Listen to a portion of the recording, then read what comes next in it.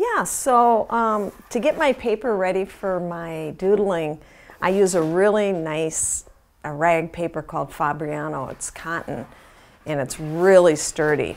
And I like to rip it because it makes a really nice deckled edge. And it just looks pretty because a lot of people like to float my doodles in frames. And so when it's got a deckled edge, it's so much nicer. So I just hold the ruler and I rip to doodle.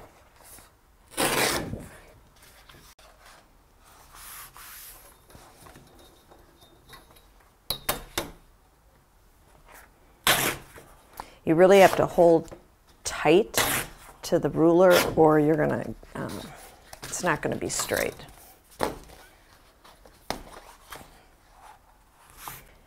It becomes 5 by 7, and that's the size of all my doodles. And when I'm done, I get this beautiful pile of 100% rag paper with this nice deckled edge. So once I have my paper all ripped, then comes really a fun part. It's the time I put the wash over the paper, and that's step 2 to my doodling. I rip the paper, then I do the wash. But before I do the wash, sometimes I use this really great pen. It's called the Molotow, I think that's how you pronounce it. But what you do is I draw on the paper before it's painted, and it's a rubbery material. It's a masking material. I'll draw something on the paper and then paint over it.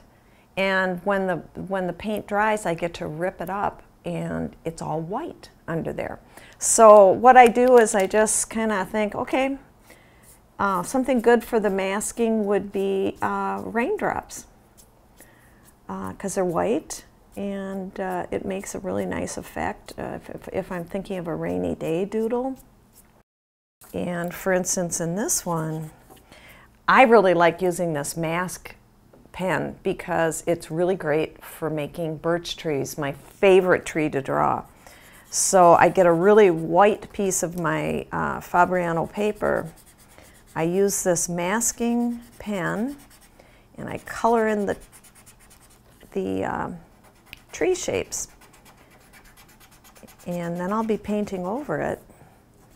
And where I paint, where this is, there will be no color. It'll be white or almost white.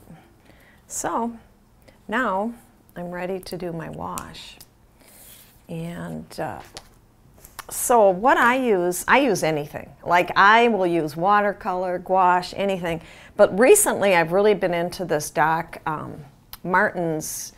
It's concentrated watercolor, and you just use this bottle and you squeeze it out on, I just use paper plates because I'm not fancy. Sometimes I use acrylic too, just because I don't use too much acrylic as a wash, but some, just because I like some of the colors I have in acrylic. Acrylic is plastic, so it really is hard to draw on if you have it too thick. You have to be really careful. So then I just start painting.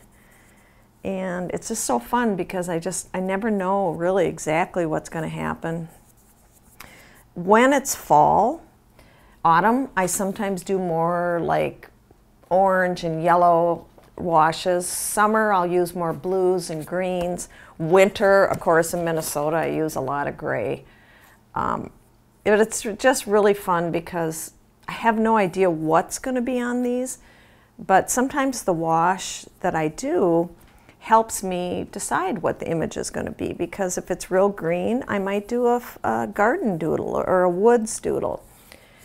So here this is dry now. You have to wait till it's dry.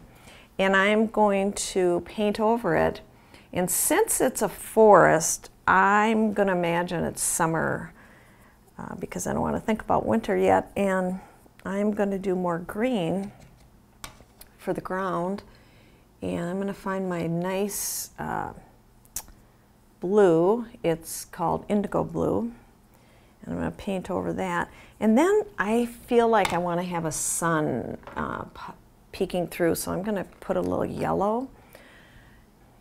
So Yeah, so then I'm putting some yellow here because I'm going to imagine the sun might be peeking through.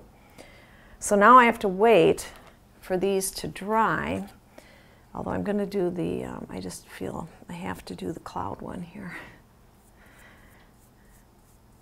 because this will be a rainstorm and I want to show that.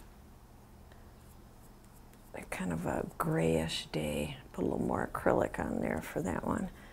Yeah, isn't it beautiful when they're all done? I think my favorite part about doodling is getting my paper ready and then seeing it all laid out. It's exciting for me to think about what I'm going to draw on each one of these little gems. So after I've painted all the paper and it's dried, now's the fun time because I get to see where I drew and what it's going to look like. And so to remove it, I use this little rubbery tool, and you just go over the art, and wherever the plastic mask was is turning white or close to white. Sometimes the color gets through a little bit, but it really looks neat. So now I've got a night scene. Oh, here is one I forgot to mention earlier. Is sometimes I will paint it green, then I use the masking material. I draw like floral, leaves, grass, and then I paint over it again with a blue or a red. Then I take this and go over it, and now I've got this really nice leafy pattern that's green. And boy, does that look like a nice field. I can't wait to draw this one. So once everything's painted and I've removed the masking, then I get to draw on the paper. And usually it just, I get an idea from the color, or I've decided to do birch trees. So I'm going to work on some birch trees here. I've already put in the ground, and what I use is, these are called, well, they're called watercolor pencils. And I use watercolor pencils because if I want them to look like watercolor to blend in, I can do it with these. Regular pencils, colored pencils, I can't do that. So I've got that nice mask white shape for the trees. Then I draw over with the micron pens. This is a number 8, 0.08. And I really like these because they are archival. They will not fade through time. So then I get to draw, and I'm going to draw these birch trees. And I just kind of, the birch tree branches are usually black. Not every time, but in my drawings they are, because I think it looks really great.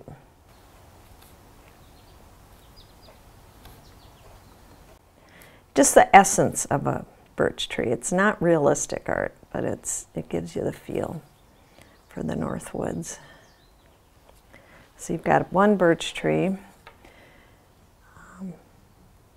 I'm imagining this is somewhere by Lake Superior, and on the ground are bunchberries that start growing in July. They start turning orange. And was this a scene I saw? Maybe. Part of it I just used my imagination. And so I draw the birch tree in.